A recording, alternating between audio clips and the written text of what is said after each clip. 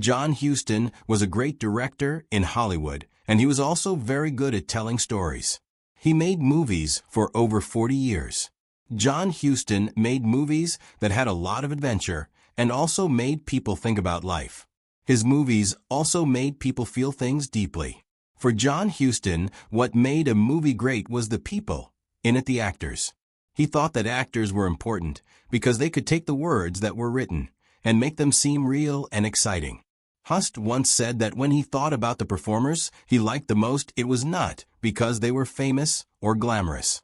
He liked actors who were good at playing their parts in a way. These were people who were willing to work to show that they were vulnerable and strong at the same time and that they had contradictions. He said that his list of performers was based on his own feelings and experiences from making movies for many years, as well as his friendships with them. These artists did things that surprised Hust, challenged him to think, sometimes even overwhelmed him with how honest they were. Hust really admired performers who could be honest, like that. When you hear it from Huston himself, you can tell that these people made him feel really proud and happy. He picked people like movie stars and even his own father. What Huston liked about these people shows us what he thought made a good actor. If we think about what Huston said, we can look at the actors that he loved working with the most and see what made them special to him. We can even make a list of the 5 actors that Huston loved more than anyone else. Number 5, Ava Gardner. John Huston met Ava Gardner when he was working on The Killers. He thought Ava Gardner was special even before she became a star in Hollywood. John Huston remembered that Ava Gardner had a real quality to her. She seemed like a down-to-earth person with a lot of energy. Ava Gardner tried to hide this side of her. It was still easy to see. This raw energy that Ava Gardner had made her very appealing to people, when she was acting and when she was not. 2 people in the story are trying to figure out what happened from viewpoints, and they are getting really close to each other. This is creating a story that is happening at the time, where her life is playing out and a relationship is forming between the 2 people in the story. Huston eventually directed Gardner in a movie called The Night of the Iguana in 1964. The Night of the Iguana was a film that featured one of Gardner's performances. In The Night of the Iguana, she played the role of Maxine Falk, who owns a hotel in Mexico and gets involved with a priest named T. Lawrence Shannon, who is played by Richard Burton. There was an intense moment on a porch in the middle of a big storm. That is when Maxine opened up about how lonely and sad she was. She wanted Shannon to stop feeling so guilty and just accept the love that was right in front of him. For Huston, this mix of toughness and vulnerability was what made Gardner so special. She was an earthy person who was brave enough to show her imperfections. He said that he found her really interesting, and he even admitted that he tried to win her over, but he was not successful at all. That admission shows how deeply Ava Gardner fascinated and unsettled him. Ava Gardner was not a beautiful starlet in Huston's eyes, but Ava Gardner was a complex individual whose presence demanded authenticity. Directing Ava Gardner allowed him to explore desire, redemption, and human weakness alongside Ava Gardner, who instinctively understood emotions.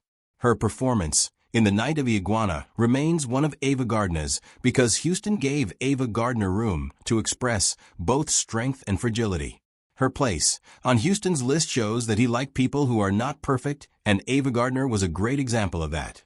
She was a person who was not fake. That is what made her so special. Ava Gardner had a way of showing herself, and that is something that people liked about her. Number 4, Albert Finney. When John Huston chose Albert Finney for the movie Under the Volcano in 1980, for he knew Albert Finney would have to work hard. The movie is based on a book by Malcolm Lowry. It is about a man named Jeffrey Furman. He is a consul living in Mexico.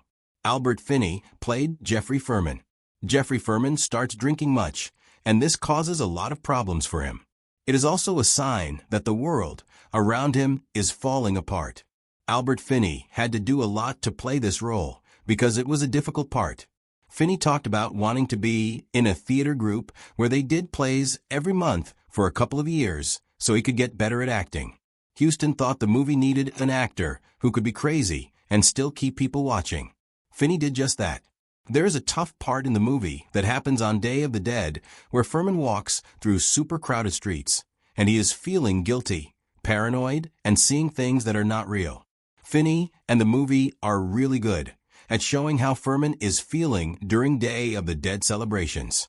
His estranged wife tries hard to reach him, but he is already gone, lost in drinking and feeling hopeless. The way this scene is shown is very uncomfortable, because Finney does not try to make the character look better, he just lets Furman destroy himself. It is very sad to see. Huston thought this was very brave of Finney.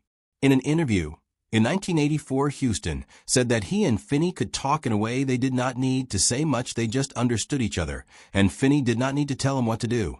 Huston thought that Finney naturally got the material, and he came up with a lot of ideas.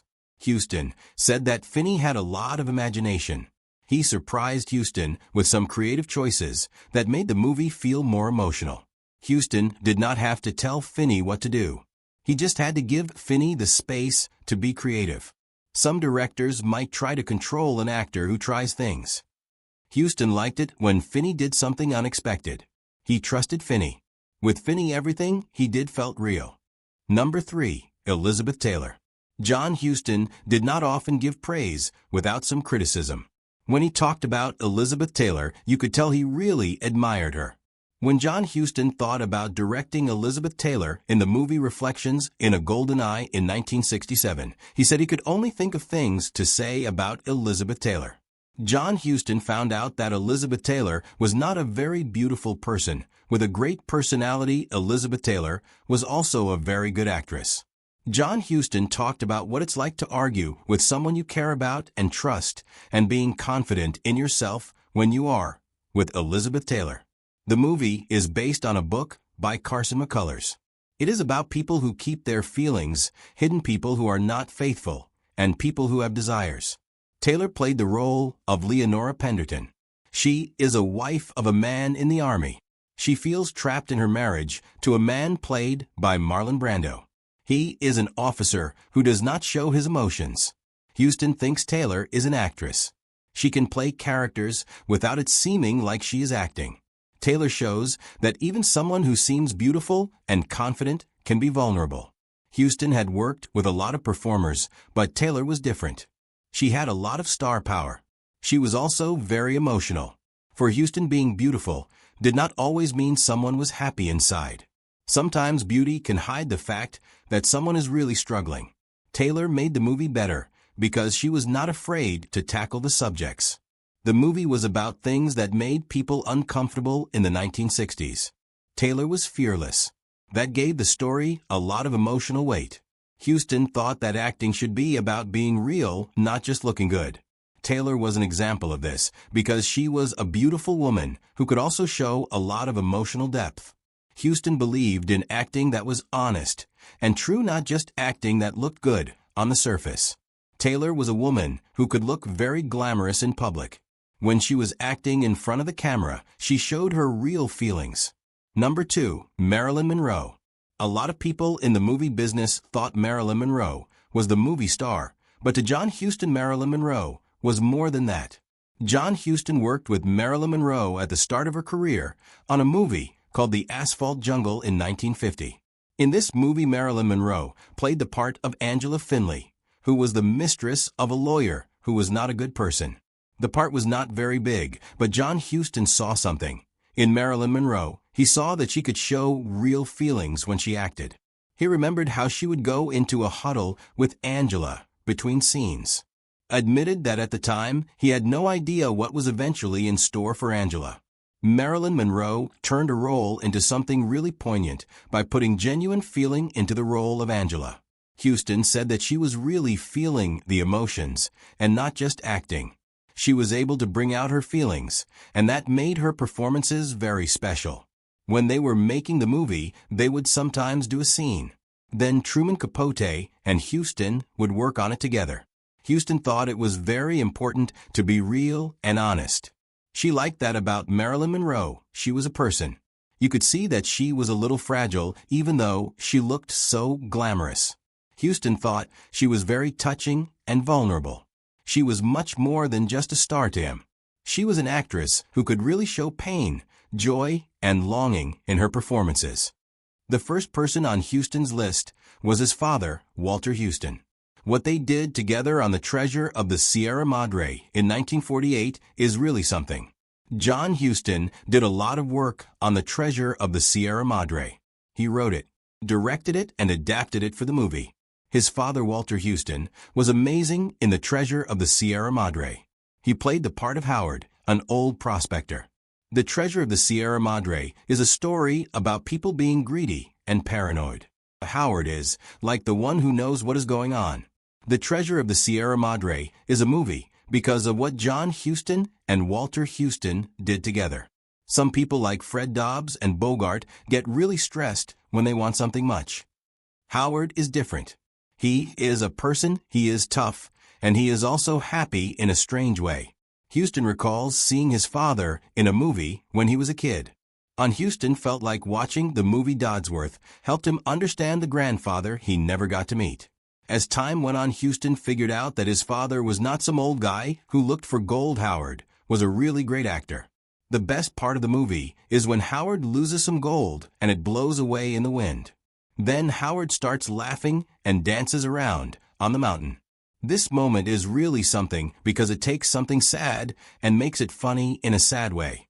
It shows that being greedy does not get you anywhere and that people can deal with things.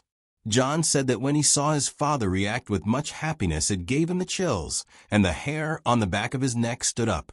John felt very proud of Walter when he won the Academy Award for being the supporting actor.